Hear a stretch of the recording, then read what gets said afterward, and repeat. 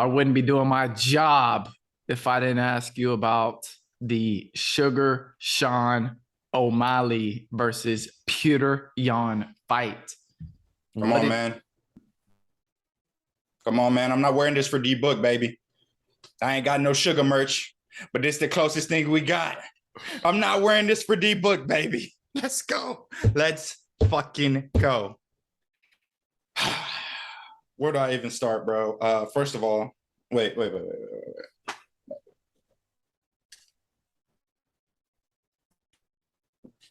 First of all, shout out to the motherfucking Sugar Show, okay? I'm going to start by saying this. It was a close fight. It was a close fight. And, in sports like these, typically you don't want the fight to go to the judges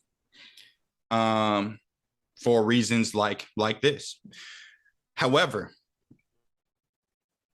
there is a big portion of the community who thinks Sean should not have been able to fight Petr Yan. He's not ready. He doesn't have the skills. He's all hype, all of that. So regardless of that, if Petr Yan beat him in a split decision, or if Petr Yan beat him unanimous decision with a round going to Sugar Sean, I thought he wasn't supposed to be here. So when the tides turn and now Petr Yan is getting robbed, and I see all the guys online crying about a robbery, this and that. Hey, Sugar Sean is still undefeated. That's all I need to hear. Still undefeated. And he touched him up. And I got these glasses came straight from him. You know what I'm saying?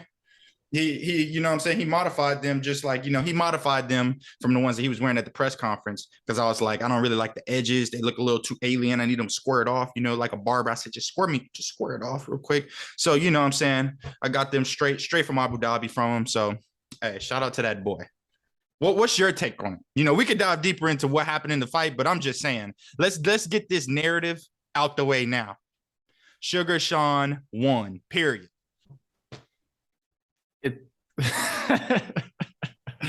It's always impressive how you find the objections and single them out and then address those immediately, because you're very correct. They did say that Sean didn't belong, and I think the two biggest takeaways from this fight are, first and foremost, Sean does belong. He went toe-to-toe with Petr Yan. Now, I think he was tested pretty well, as I assume that you would think as well. And I also noticed that in his, I haven't had a chance to watch his post-fight interviews, like the press conference, but I did watch him ringside, and he didn't have the utmost confidence that he won. He was talking about, we need to watch it back and, blase.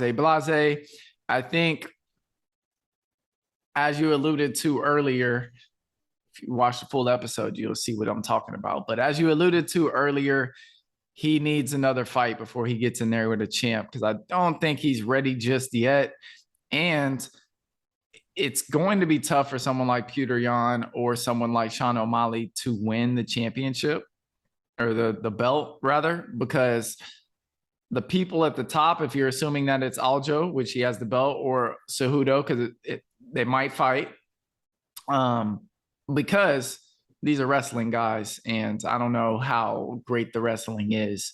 But the second takeaway, don't leave it in the hands of the judges, because I remember I was sitting on the couch and I had told Bashi right before the fight started, I don't know, I just had a revelation, which was probably pretty obvious, and I should have thought of it earlier, to be real, that if the fight is close, they're giving it to Sugar Sean O'Malley because it's better for business. Now, I don't know if that's the way they think, but that's the way I interpreted it, because what good does it do you to have Petr Yan winning the fight, and then he's going to go fight Aljo again? Like, we've already seen it twice. I don't know if we necessarily need to see it a third time, at least not this quickly.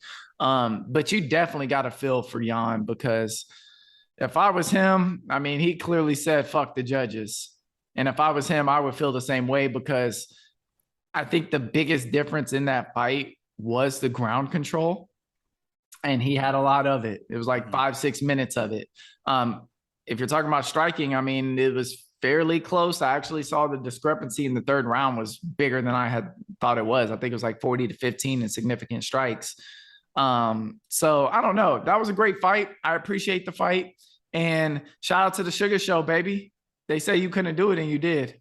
Regardless Hey. of what people think about it, you did enough to get 2 out of 3 to say you did it. So I mean, hey, all aboard the hype train. He does need another fight of someone in that caliber of the top 5 so he can, get acclimated to the weather up there, if you will. Mhm. But I don't know. It's good for the sport. I don't know if the way it happened is good for the sport, but he came out to Superstar by Lupe Fiasco, and I think that's very fitting for the W. And the UFC needs another superstar, and Sugar Sean is going to be the one to do it.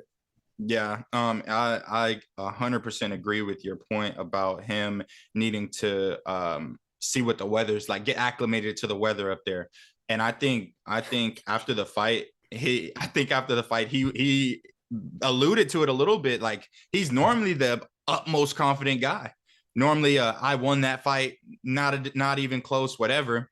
But I think that comes with a clear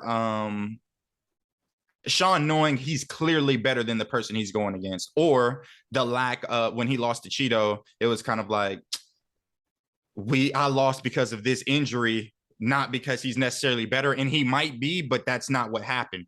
When he went against Peter, he felt the pressure. He had to, one thing that stood out to me about that whole fight, and whenever anybody gets a chance to go watch it back, look at the way Sean was breathing throughout the whole fight.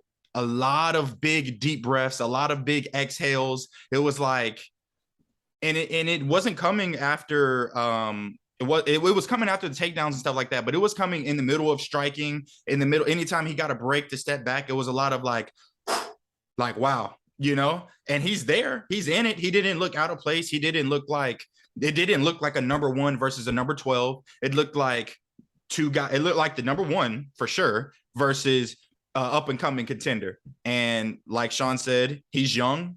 He will get a chance to fight for the title. A lot of people want him to get that belt. But I do think he would benefit from fighting somebody else, because I think that experience from that fight is probably worth his last 3 fights. Like, after this fight, he's going to come out of here knowing, yeah, I belong with these guys. And he's already confident. He knows that, but it's just different. I feel like even for guys that are at that level, everybody, and some people say this, like, everybody comes in there confident. Everybody says that they're going to win, but you don't actually know. Well, Sean is at the point where he's like, Peter didn't knock me out. He didn't show that he's absolutely better than me. I was in the fight the whole time. And yeah, like, my biggest takeaway was the breaths. I was like, wow, like, Peter is putting a pressure on him, and Sean is breathing heavily, and he's sticking with this. This is great. Like, everything is being, well, I mean, I'm taking the pin and I'm checking it off. Wrestling defense, check. Not being held down, check. Withstanding he got cracked on. Like, Peter was landing. Chin, check. Freaking the heart to continue after, you're in a fight where you're getting wrestled, you're getting touched up. This is probably the most you've been touched, and like cleanly touched. Everything. It was good. It was good. Now, I want to address, like, a lot of people saying they hope the UFC doesn't turn into boxing. Have you seen any of this stuff? I have. Okay. They say they hope that the UFC doesn't turn into boxing. And I can feel you with the robbery and stuff like that. However, the product will never be the same, because we have Sugar Sean versus Peter Yan. This is a fight that we're getting where Peter is not hiding from a number 12 guy. He's not running from, he actually, in his words, he called for Sean O'Malley. So we're never going to get to a point where the UFC is like boxing, because the product is always going to be good. And Peter Yan, whose last 2 matches have come into split decision, controversial losses, one fight, he could be fighting for the title again, depending on the landscape of the division. So it's not like his career is over based off of what just happened. And like you said, if anything, coming into this fight, if it's close and they give it to Sean, what is the worst that could happen? Peter Yan doesn't fight for the belt next. The best that could happen is they're both, Peter Yan maybe is a number 5 in the division, and Sean O'Malley is maybe number 7 or 6. Now you got these two guys closer to each other and still close to the top 5, with Peter being in the top 5. So this is an overall win for the division. And the only loser, unfortunately, in this is Peter Yan with the tough split decision loss. Yeah, I was impressed by Sugar Sean's ability to continue fighting, because they traded shots. I think it was in the first round. They traded shots. It was in the first or the second. Yeah, You're they talking about them big shots. It was the second. Yeah. Okay. Yeah. Then it was because Sean hurt him.